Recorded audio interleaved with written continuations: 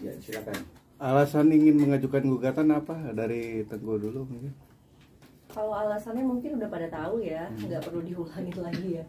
Udah sering juga saya curhat di podcast gitu, udah pasti karena sudah tidak ada kecocokan karena perselingkuhan. Kak Dewi, selain gugatan cerai ada gugatan yang lain nggak Kak Dewi? Kalau itu kasih tahu bang. Ya, Belum sih, ya, belum. Kita masih konsul. Hak asuh anak atau gunung gini Kak? Harta gunung ini harusnya nggak ada masalah sih ya, karena memang pas belum kita menikah juga kita udah ada surat perjanjian pisah harta sih. Hak asuh anak? Hak asuh anak, nah itu belum diomongin, mungkin nanti biar Bang Minola yang lebih ngerti ya. Kak Dewi mau nanya, ini kan dalam kondisi hamil menggugat cerai suami ya, terus gimana sih nanti perjuangan kedepannya setelah melahirkan, atau mungkin nanti akan comeback ke dunia entertainment kah, atau seperti apa gitu perjuangannya? Perjuangannya yang pasti ya menjalani hidup aja, cuma bedanya sekarang kan tanpa suami ya, jadi sendiri, jadi single mom ya, lebih mungkin aku akan lebih semangat lagi buat kerja. Kalau di entertain ya masih, karena itu tidak mempengaruhi aku bercerai atau tidak sih, karena memang itu udah pekerjaan aku kan ya. Tapi bersedia dijalanin itu nggak Andre ketika nanti lahiran atau seperti apa pembicaraan dari aku sih pengennya sama Andrew itu benar-benar baik-baik aja pisahnya, semuanya kita selesaikan baik-baik, jadi nanti urusan anak dari sekarang juga aku tidak melarang sih, jadi dia masih quality time juga kadang sama anak aku. Kak Dewi kan sebelumnya katanya mau fokus lahiran dulu baru memikirkan gugatan, tapi kenapa apa yang membuat Kak Dewi mempercepat istilahnya kayak gitu Pak?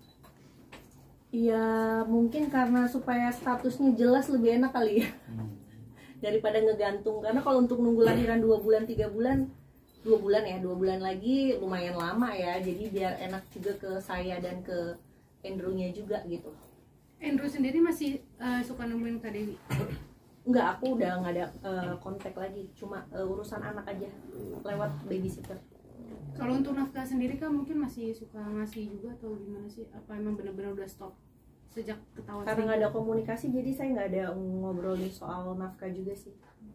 Karena dari Andrew-nya yang memutus komunikasi atau ada larangan dari Saya dulu, maksudnya biar statusnya ini kan jelas dulu. Saya kan lagi proses. Jadi supaya fokus, nggak ada pikiran untuk apa ya, kalau misalnya banyak masukan itu kan pusing ya, jadi aku cut dulu aja sampai ada statusnya benar-benar jelas. Apa karena takut luluh gitu Kak? Kalau ya mungkin bisa jadi ya. Tapi dari Andrew-nya nggak ada kayak usaha buat jalin komunikasi bagaimana gitu Kak? Kan sudah tertutup komunikasi. Udah tertutup, paling melalui babysitter aja. Cuma disampaikan gitu aja katanya. Nah, tapi dari Agus sendiri ada keinginan untuk mempertahankan nggak sih sebenarnya sebelum Bapak mau? Dari siapa? Dari siapa yang Dari Andrew sendiri ada gimana? Ya jadi gini, itu juga pertanyaan yang saya ajukan ke Tengku pada waktu itu ya. Jadi saya bantu mewakili Dewi menjawabnya. Jadi simpelnya seperti ini. Kalau memang misalnya Andrew itu menghormati perkawinannya dengan Tengku Dewi dan betul-betul ingin menjaga agar rumah tangga itu tetap berjalan dengan baik, harusnya Andrew tidak melakukan apa yang dia lakukan hari ini. Ya, salah, oke, semua orang berbuat salah. Tapi kalau misalnya salahnya itu berulang-ulang dan salahnya itu hal yang sama terus-menerus selama hampir kurang lebih 11 tahun dalam rumah tangga ya. Kalau berumah tangga 7 tahun. 7 tahun ya. 7 tahun pacaran. Nah, 7 tahun berumah tangga. Ini kan membuat Teguh Dewi berpikir Andrew tidak sungguh-sungguh.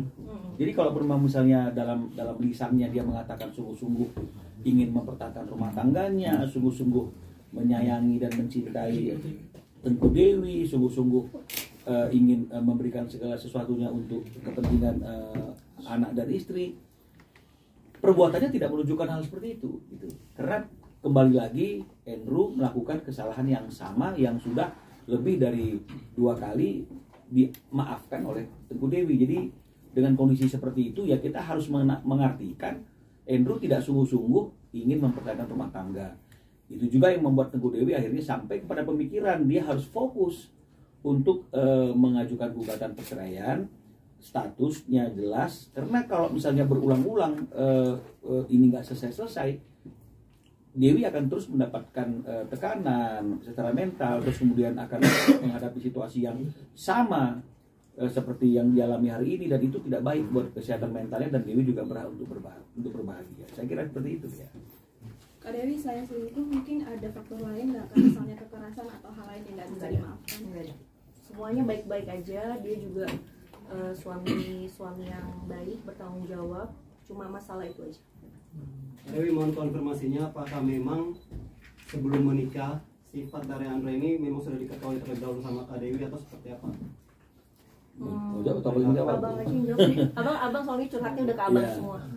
Jadi kalau dibilang apakah sebelum menikah sudah mengetahui perilaku ini atau belum, ya sudah pasti perilaku ini tidak diketahui oleh Dewi sebelumnya. Karena kalau misalnya pada waktu masa-masa pacaran perilaku ini sudah diketahui, Dewi bilang, ya saya nggak mungkin dong mau menikah dengan orang yang di masa pacarannya pun sudah menyakiti, sudah ketahuan perilakunya tidak baik.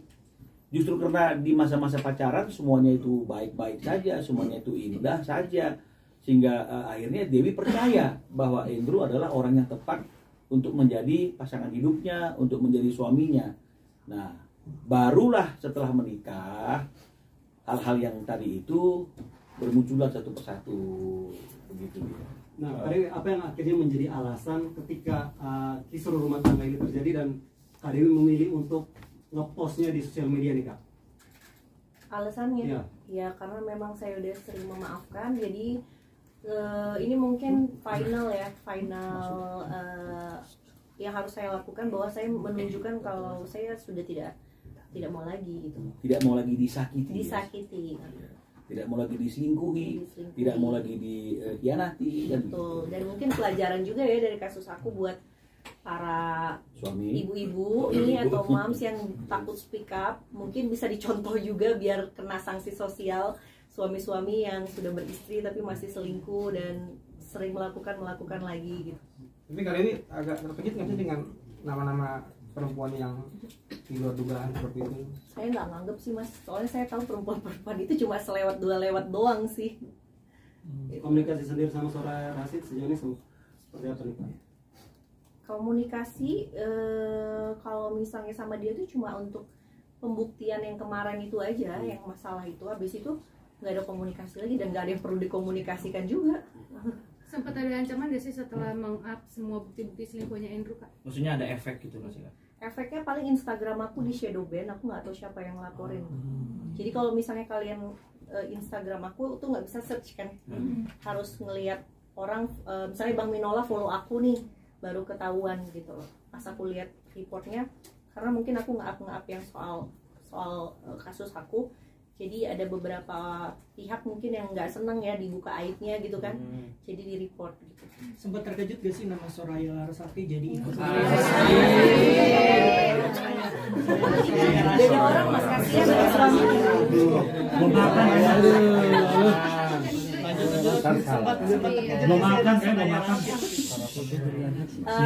Terkejut ya, karena setahu saya memang mereka hubungannya itu cuma partner kerja aja, karena sering bareng ya, kayak beberapa kali tuh bareng. Nah itu juga tuh yang bikin aku shock juga, maksudnya wah ini temen atau temen gitu loh, dan terbuka tuh di saat kasus ini, mungkin udah jalan Tuhan kali ya. Kak Dewi kan udah ngantongin bukti juga ya, ada hubungan antara SR dan suaminya.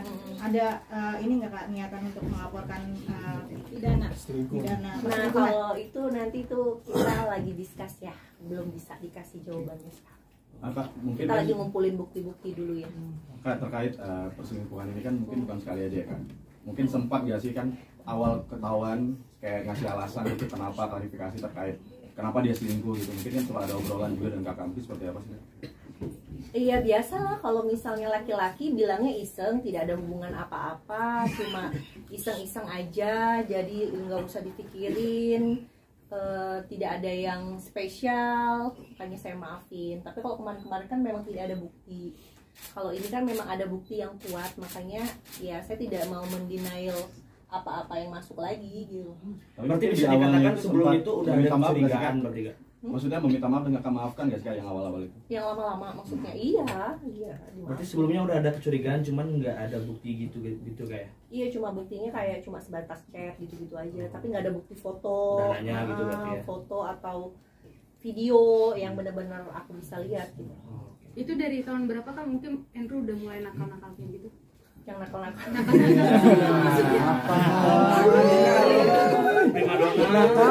Kalau yang benar-benar keluar bukti-buktinya yang kuat itu baru tahun ini sih sebenarnya. Yang ya baru tahun ini kalau yang kuat ya buktinya keluar gitu. Nah sebelumnya kan berarti kan ada kecurigaan kan, sebelumnya udah sering berkali-kali gitu. Tapi itu dari tahun kemarin atau curiganya gitu Pak?